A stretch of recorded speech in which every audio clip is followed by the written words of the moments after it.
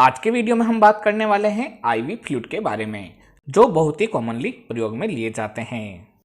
दोस्तों, आपने कभी ना कभी इनको जरूर देखा होगा या फिर आपको इनकी जरूरत भी पड़ी होगी। आज हम जानेंगे कि आईवी फ्लूइड क्या होता है और ये कितने टाइप के होते हैं और इनको कब कब यूज में लिया जाता है। दोस्तों, अगर आप मेडिकल स्टूडेंट हैं या फिर मेडिकल स्टूडेंट नहीं भी हैं तो भी ये वीडियो आपके लिए बहुत ही यूजफुल है। हम आज इसको एकदम सिंपल भाषा में बताएंगे जिससे कि आपके सारे कंसेप्ट क्लियर हो सके। तो चलिए बिना किसी देरी के शुरू करते हैं आज का वीडियो। मैं हूं आपका दोस्त फार्मासिस्ट आरपी और आप देख रहे हैं आपका अपना यूट्यूब चैनल मेडिसिन इन्फो। दोस्तों, हम सबसे पहले बात कर लेते हैं आईवी फ्लूइड्स के टाइप्स के बारे में।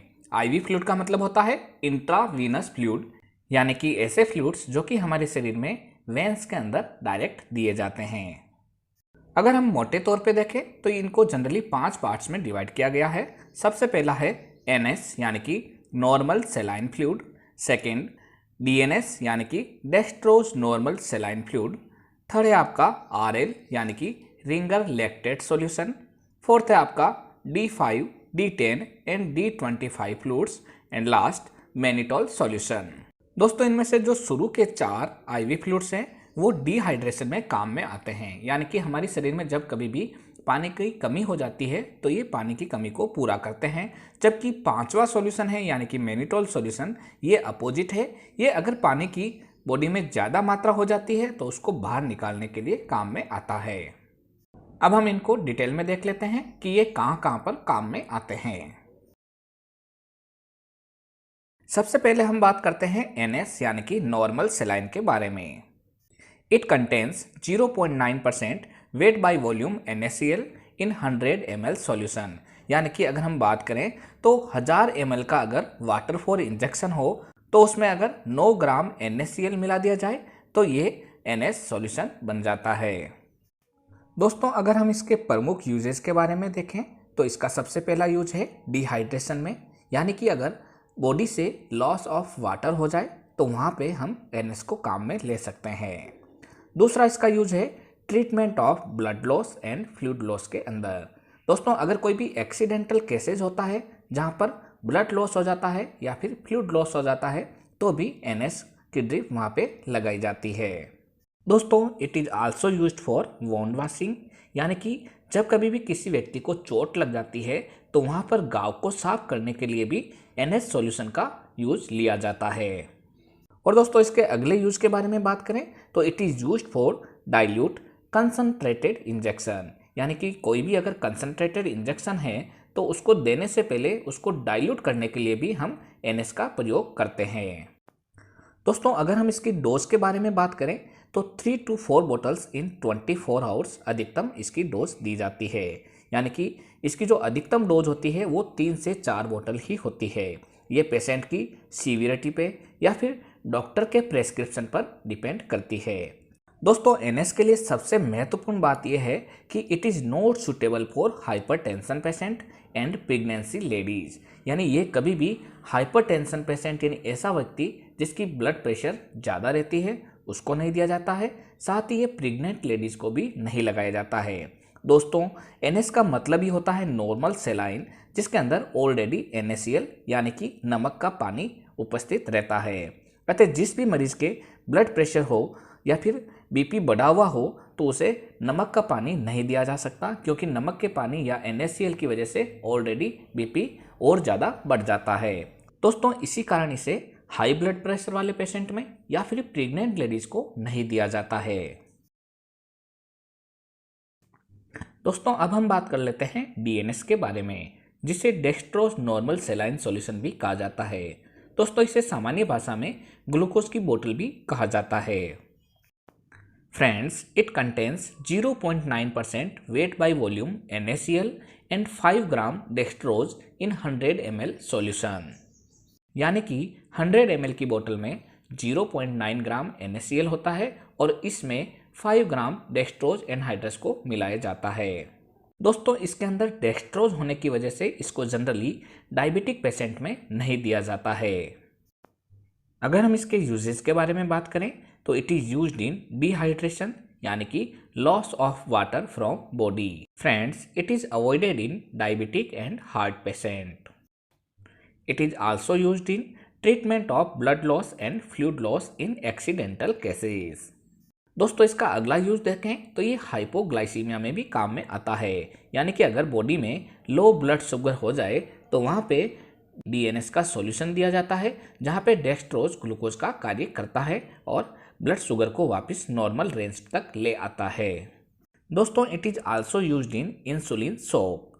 दोस्तों, ये इसका एक महत्वपूर्ण उपयोग है। इंसुलिन शॉक का मतलब होता है कि जब कभी भी हमारी बॉडी में इंसुलिन का लेवल अचानक बहुत बढ़ जाता है, तब बॉडी का ग्लूकोज ग्लाइकोजन में कन्वर्ट हो जाता है, जिससे ब्लड के अंदर ग्लूकोज का लेवल कम होने लगता है और हमारे शरीर की एनर्जी नहीं मिलने के कारण शरीर के सारे ऑर्गन्स ठप हो जाते हैं। दोस्तों, डायबिटिक पेशेंट अगर इंसुलिन का इंजेक्शन ले ले और खाना खाना भूल जाए तो ये सिचुएशन पैदा हो सकती है। तो वहाँ पे इंसुलिन शॉक में डीएनएस का आईवी फ्लूइड्स लगाया जाता है। दोस्तों, अगर हम इसकी डोज की बात करें तो maximum 3 to 4 bottles in 24 hours DNS का सॉल्यूशन दिया जा सकता है। दोस्तों, नेक्स्ट हम बात करते हैं आरएल यानी कि रिंगर लैक्टेट सॉल्यूशन के बारे में।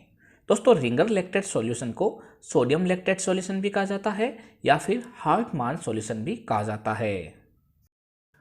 अगर हम इसका कंपोजिशन देखें तो it is a mixture of NaCl, sodium lactate, potassium chloride and calcium chloride in water.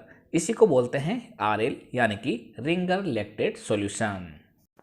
अब हम बात कर लेते हैं इसके यूजेस के बारे में। तो सबसे पहला यूज है इसका डिहाइड्रेशन यानी कि loss of water from body, जैसे कि बर्न या फिर सर्जरी केसेस होते हैं, वहाँ पे रिंगर लैक्टेट का सॉल्यूशन काम में लिया जाता है।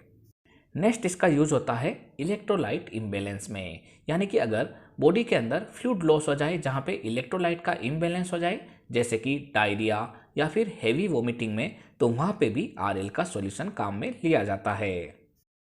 Friends, it is also used in nutrient deficient patient, यानी कि ऐसा व्यक्ति जो कुपोषण से शिकार हो उसको भी आरएल का आईवी फ्लूइड दिया जाता है। दोस्तों, हमने हाई ब्लड प्रेशर को कम करने के लिए खूब सारी दवा देखी होगी, पर एकमात्र ये आरएल ऐसी चीज है जो कम ब्लड प्रेशर को वापस नॉर्मल करने में काम में आता है। तो इसका मतलब it is also used in low blood pressure. दोस्तों, आरएल को डायबिटिक पेशेंट के अंदर भी आसानी से दिया जा सकता है। दोस्तों, अगर हम इसकी डोज के बारे में बात करें तो 1 to 2 बॉटल्स इन 24 आवर्स ये दिया जा सकता है। दोस्तों, अब हम बात करते हैं डेक्सट्रोज के बारे में। ये जनरली 3 टाइप्स का होता है। It is a mixture of dextrose and normal saline. सबसे पहले हम देखते हैं D5, जिसके अंदर 5 ग्राम पर 100 ml डेक्सट्रोज रहता है। ऐसे ही D10, जिसके अंदर 10 ग्राम पर 100 ml डेक्सट्रोज रहता है। एंड लास्ट D25, जिसके अंदर 25 ग्राम पर 100 ml डेक्सट्रोज रहता है।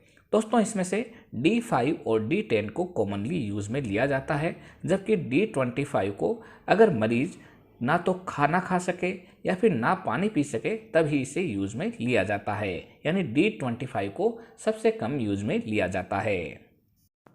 दोस्तों, डायबिटिक पेशेंट में डेक्सट्रोज का यूज़ कभी भी नहीं किया जाता है, क्योंकि उसके शरीर में पहले से ही शुगर का लेवल ज़्यादा है और डेक्सट्रोज के दे देने से शुगर का लेवल और ज़्यादा बढ़ सकता है। तो इसलिए डेक्सट्रोज को वहाँ पे हमेशा अवॉइड किया जाता है। अब हम बात करते हैं इसके यूजेस के बारे में। तो दोस्तों, it is used in weakness due to some diseases. It is also used to recover body fluid loss. दोस्तों, अगर किसी व्यक्ति के अंदर डिजीनेस हो जिसकी वजह से एनर्जी या उसको कमजोरी महसूस हो रही हो, तो भी वहाँ पे डेक्सट्रोज का यूज़ लिया जा सकता है। अगर हम इसकी डोज की बात करें तो इसे 3 to 4 bottles in 24 hours maximum दिया जा सकता है। दोस्तों, अब हम बात कर लेते हैं मैनिटोल के बारे में। Mannitol is osmotic diuretic solution, यानी कि ऐसी मेडिसिन जो कि बॉडी में यूरिन के आउटफ्लो को बढ़ा देती है। यानी जब कभी भी मैनिटोल सॉल्यूशन दिया जाएगा तो ये हमारी बॉडी के अंदर यूरिन के फॉर्मेशन को बढ़ा देगा, जिससे कि हमारी बॉडी का एक्सेस फ्लूइड होगा वो बाहर निकल जाएगा। अगर हम इसके कंपोजिशन की बात करें तो each 100 ml of mannitol solution contain 20 gram mannitol.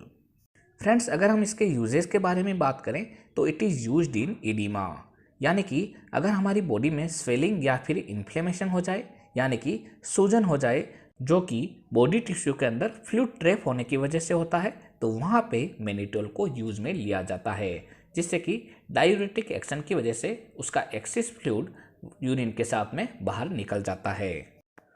दोस्तों, इसको ओलिगो यूरिया में भी काम में लिया जाता है, यानी कि ऐसी कंडीशन जहाँ पे यूरिन का प्रोडक्शन कम हो रहा हो, बहुत कम पेशाब लग रहा हो मरीज को, तो वहाँ पे भी इसको काम में लिया जाता है। दोस्तों, कई बार अगर किसी पेशेंट को एक्सीडेंटल केस की वजह से हेड इंजरी हो गई है, तो वहाँ पर ब्लड की क्लॉट को डिसॉल्व करने के लिए भी डॉक्टर द्वारा कई बार मैनिटोल का प्रयोग किया जाता है। तो दोस्तों, ये थी जानकारी आईवी फ्लूइड के बारे में। जब भी कोई दवा लें तो अपने डॉक्टर की सलाह से ही लें। इसी तरीके के वीडियो देखने के लिए हमारे चैनल को सब्सक्राइब कर बेल आइकन अवश्य दबाएं, जिससे नई नई जानकारी आपको सही समय पर मिल सके। स्क्रीन पर आ रहे माई सजेशन और वॉच नेक्स्ट वाले वीडियो को दबाकर इन वीडियो को भी आप अवश्य देखें। तो एक बार फिर मिलते हैं एक नई वीडियो में, तब तक के लिए धन्यवाद।